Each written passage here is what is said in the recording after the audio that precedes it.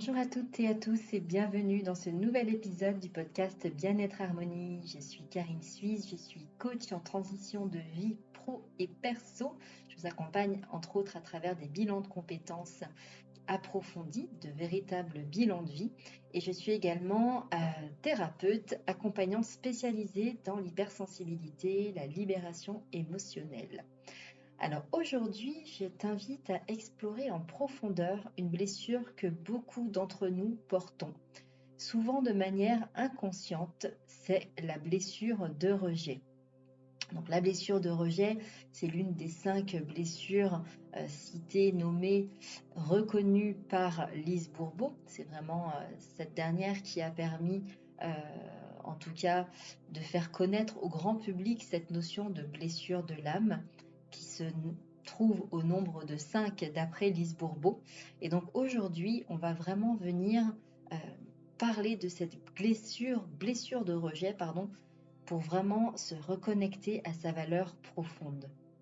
Donc, que tu sois en chemin, dans un chemin de développement personnel, que tu te sentes souvent à part ou que tu sois peut-être simplement en quête d'une meilleure compréhension de toi-même, cet épisode t'apportera des éclairages puissants et des pistes concrètes pour amorcer une guérison en douceur. Donc, je te laisse t'installer confortablement, respirer profondément. Ce moment est pour toi. Et avant de démarrer ce podcast, je tiens également à te remercier pour tes abonnements, pour tes partages, tes commentaires, tes likes. C'est vraiment encourageant pour moi. Ça me donne l'élan de poursuivre finalement ce travail et de fournir ce contenu gratuit. Et puis, ça m'aide au référencement, bien sûr, sur la plateforme YouTube, entre autres. Donc, un grand merci à toi. Donc, tu l'as entendu, je suis coach et thérapeute. Donc, bien évidemment, si tu ressens le besoin d'un accompagnement personnalisé, tu peux prendre contact avec moi. Tu trouveras mes coordonnées en description de ce podcast. Alors, on revient à notre sujet qui nous intéresse aujourd'hui, donc la blessure de rejet. Mais alors, qu'est-ce que la blessure de rejet ? Donc la blessure de rejet, elle se forme souvent très tôt dans l'enfance, parfois même dès la grossesse, quand en fait l'enfant ne se sent pas accueilli finalement tel qu'il est, ou quand il perçoit un manque de place ou peut-être d'envie de sa présence. Alors on le précise bien, c'est son ressenti. Il a ressenti, c'est ce qu'il a perçu en tout cas. Ça ne veut pas dire que c'est été foncièrement une réalité. Le souci, c'est que le cerveau ne faisant pas ne faisant pas la différence, entre l'imaginaire, le réel et le vécu, de toute façon, ce qui compte, c'est bien le ressenti de l'enfant, quelle que soit l'attitude des parents ou des tuteurs concernés. Donc encore une fois, je le répète à chaque fois, ne blâmez pas vos parents. Ils ont fait du mieux qu'ils pouvaient pour la plupart d'entre eux avec leurs moyens aussi émotionnels, leurs moyens financiers, leurs moyens psychiques, psychologiques, etc. Donc aucun intérêt d'aller les voir aujourd'hui pour les rendre responsables des blessures que vous pourriez avoir aujourd'hui. Donc ça, c'est important que je puisse en parler dès à présent. Ensuite, il s'agit d'une blessure qui touche directement l'identité profonde, l'existence même de finalement je ne suis pas désiré ou je ne devrais pas être là. Donc elle risque d'engendrer des croyances limitantes assez puissantes telles que je ne suis pas assez, je ne suis pas assez bien, je dérange ou pire encore, je ne mérite pas d'exister. Donc, elle se manifeste très souvent par des comportements de fuite, des comportements d'effacement, une peur du regard des autres et un besoin intense de reconnaissance ou au contraire un repli sur soi. Après, elle peut également se manifester, ça c'est un petit peu moins, on entend un petit peu moins, mais c'est aussi une forme de, qui peut être de fuite finalement, c'est qu'elle va également se manifester par une hyperactivité sociale. Où là, justement, on va être en quête de reconnaissance, hein, comme je vous le disais juste précédemment, ce besoin intense de reconnaissance, il peut se manifester finalement aussi par cette hyperactivité sociale besoin de briller, d'être vu, etc. Alors, comment se manifeste la blessure de rejet dans notre vie, une fois adulte ? Alors, elle va se manifester de différentes manières. La première, notamment, ça pourrait être une tendance à l'auto-sabotage.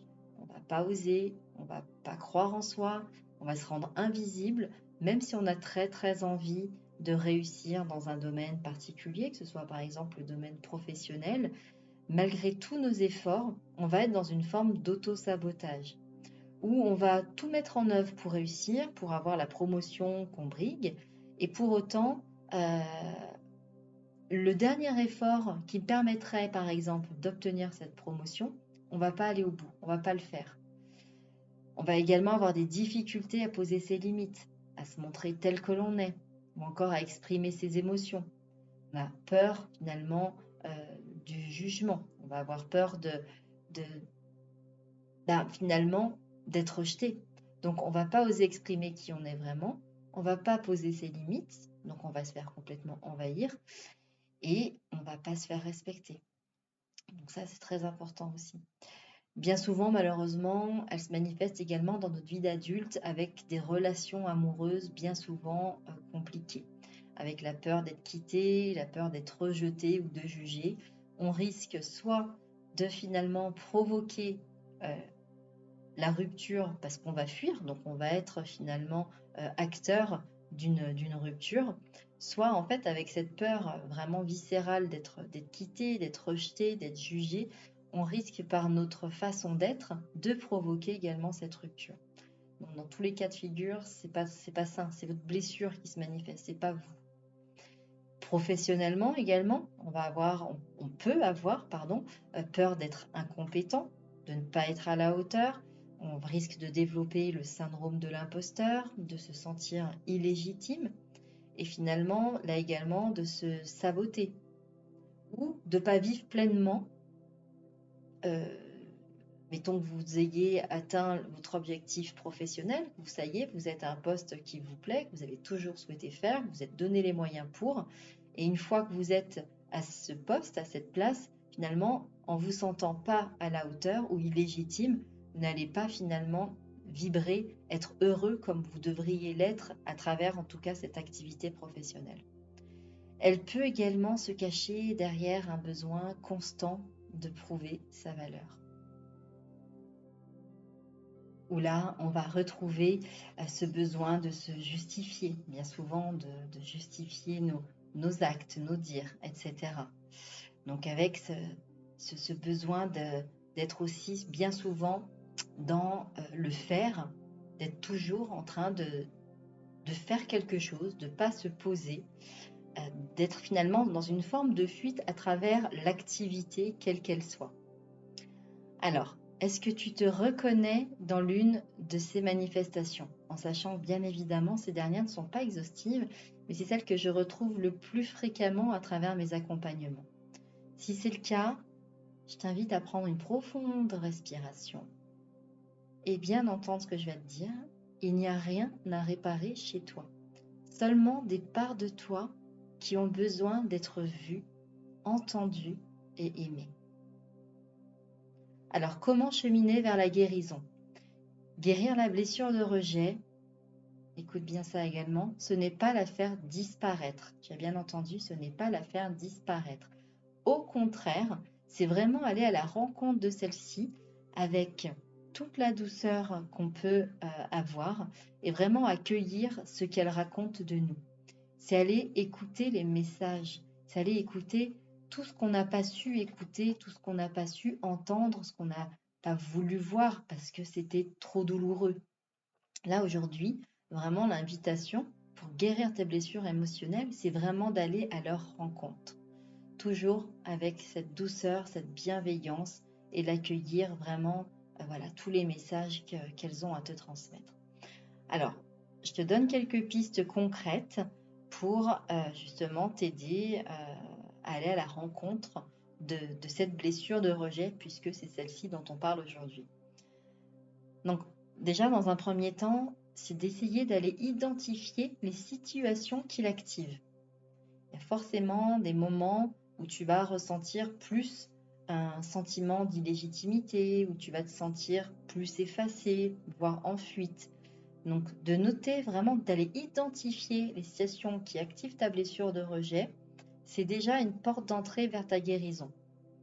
Ensuite, dans un second temps, ça va être d'aller dialoguer finalement avec ta part blessée. Donc, je t'invite à visualiser l'enfant que tu étais, qui a cru ne pas avoir le droit d'exister pleinement. Et en visualisant cet enfant, c'est vraiment d'aller lui demander finalement ce dont il a besoin. Lui demander comment finalement aujourd'hui, toi l'adulte que tu es, tu peux le sécuriser. Comment tu peux le rassurer. Et qu'aurais-tu envie de lui dire?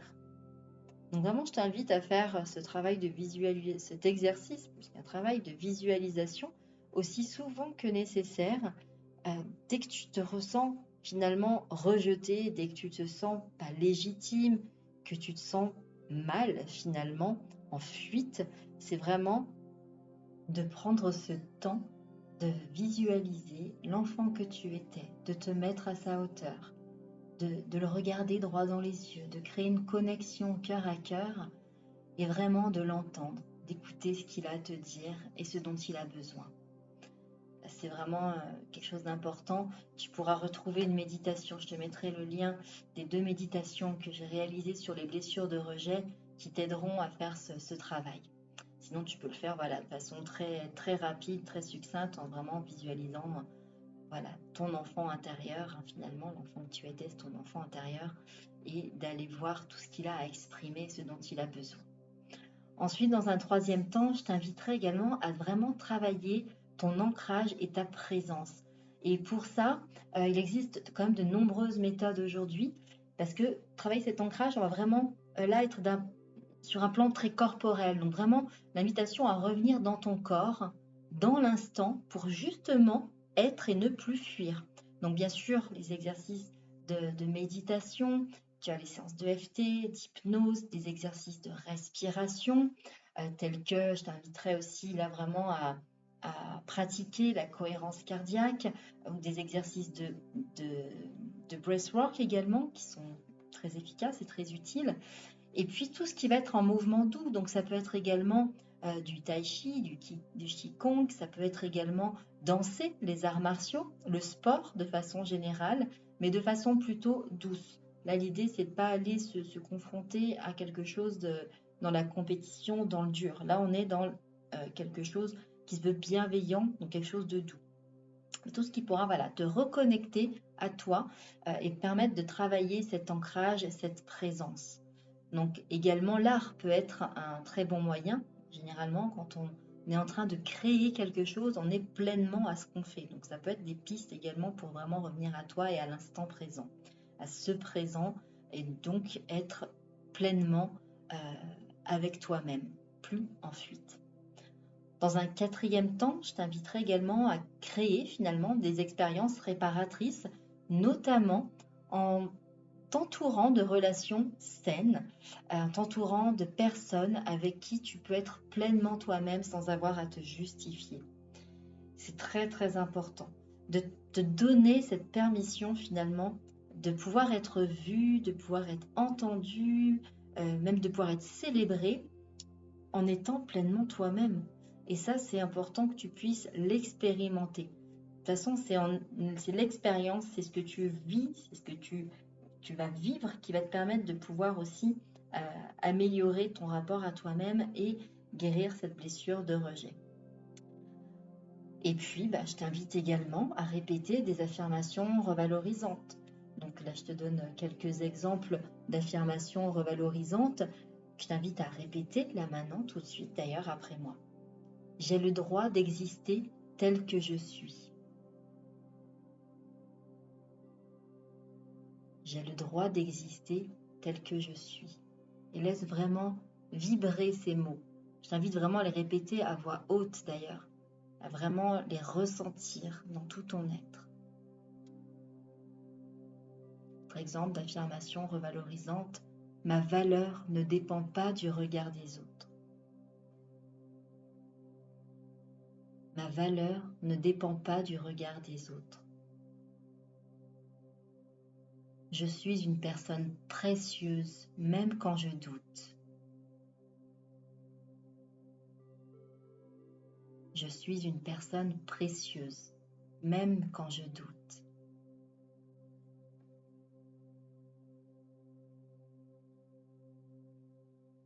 Laisse bien résonner, laisse bien intégrer ces affirmations. Bien sûr, chacune de ces actions, de chacune de ces propositions, de ces pistes concrètes que je te nomme, Jadin, elles ne sont pas exhaustives, et surtout à elles seules sont rarement suffisantes, mais c'est vraiment l'ensemble de ces pratiques que je t'invite à mettre vraiment tout de suite en place, à expérimenter. Et je t'invite également à prendre un moment après ce podcast pour écrire une lettre à ton toi enfant. Donc une lettre dans laquelle tu vas pouvoir lui dire qu'il n'a rien à prouver, qu'il mérite pleinement sa place, qu'il est précieux juste en étant lui-même. Tu as bien noté, c'est juste en étant dans l'état d'être, pas de faire. Et je t'invite après, si tu le souhaites en tout cas, c'est une proposition que je te fais, mais de pouvoir la relire à voix haute, ou bien la garder dans un carnet. Et même pourquoi pas créer un petit rituel symbolique pour libérer ce message. Les rituels en fait sont très importants et très efficaces parce que le cerveau, encore une fois, ne fait pas la différence entre ce qui est réel, imaginaire, symbolique, etc. Donc ça peut être intéressant de te créer un petit rituel pour pouvoir libérer également ce message. Et puis bien sûr, donc si tu sens que cette blessure est profondément ancrée, n'hésite pas à te faire accompagner. Il n'y a aucune honte à demander du soutien, bien au contraire, c'est un acte d'amour envers toi-même. Alors si cet épisode t'a touché, je t'invite à t'abonner déjà, bien sûr, pour ne rien manquer des prochains, mais également surtout à le partager à une personne à qui il pourrait faire du bien. Et puis si tu veux aller plus loin, je t'ai préparé un petit rituel pour t'aider à apaiser cette blessure en profondeur.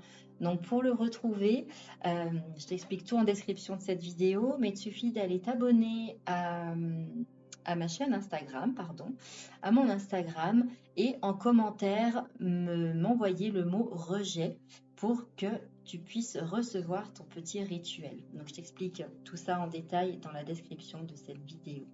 En tout cas, je te remercie d'avoir été là, d'avoir pris ce temps pour toi. Je te rappelle que tu es digne d'amour, de présence, de reconnaissance et que tu n'es plus seul. Donc, prends bien soin de toi. Moi, je te souhaite une excellente journée. Pense bien à t'abonner, à liker cette vidéo si elle t'a plu, à me laisser un petit commentaire. Je serais ravie de lire, de savoir, toi, en fait, comment se manifeste la blessure de rejet, comment elle se manifeste le plus. Ça peut être très intéressant de nous le partager. En tout cas, moi, je suis très, très heureuse de te lire. Et puis, je te souhaite une excellente journée, excellente soirée. Et je te dis à très, très vite. Bye bye, prends soin de toi.